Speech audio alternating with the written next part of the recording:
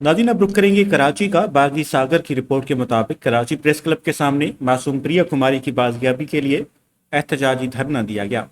मुजाहिरीन के हाथों में प्ले कार्ड और प्रिया कुमारी की तस्वीर उठाए हुए थे और बाजियाबी के लिए नारे भी लगाए, जिसमें अदाकार सोराब सुमरो, कामरेड मुल्क मनान, सीनियर सहाफ़ी महेश कुमार और दीगर भी शामिल थे। उन्होंने परवान न्यूज़ से खसूसी तौर पर गुफ्तगू की है। आइए आपको दिखाते हैं। कही है।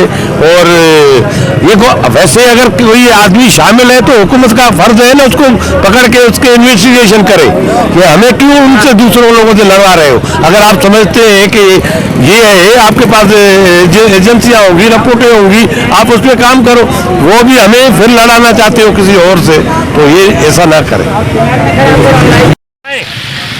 ये सिंधु के अलावा मिडिल क्लास सिंधु जो लड़े हो कोन लड़ींदासीं। असां लड़ाइण चाहिनि था, कोन लड़ींदासीं। सिंध जे मिडिल क्लास खे ठहण ई नथा ॾियनि। असां इहा साज़िश सम्झूं, जॾहिं इहा ॻाल्हि सम्झी वियासीं कि ये हमारा एहतजाज जो है ये शुरू से ही जारी है। जब से प्रिया कुमारी एक 7 साल की छोटी बच्ची, मासूम बच्ची जो 9 मुहर्रम को सबील इमाम हुसैन चला रही थी, वहाँ से उसको अगवा किया गया संगरार से, जो सखर हम पता नहीं सबको हिला देंगे, ये कर देंगे, वो कर देंगे। अपने 50-100 डाकू हैं, इनके पे कंट्रोल करना हमारी बस की बात नहीं है। फिर और औरों से क्या करेंगे हम? दूसरी कंट्री से क्या लड़ेंगे हम?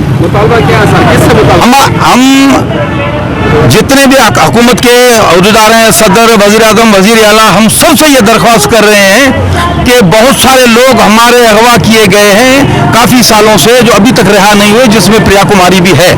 और काफ़ी सारे लोग पैसे की लेन देन की वजह से पैसे दे दो, इतने लाख। कहता हूँ कि ये 2.5 साल से एक 7 साल की बच्ची उठा ली गई है।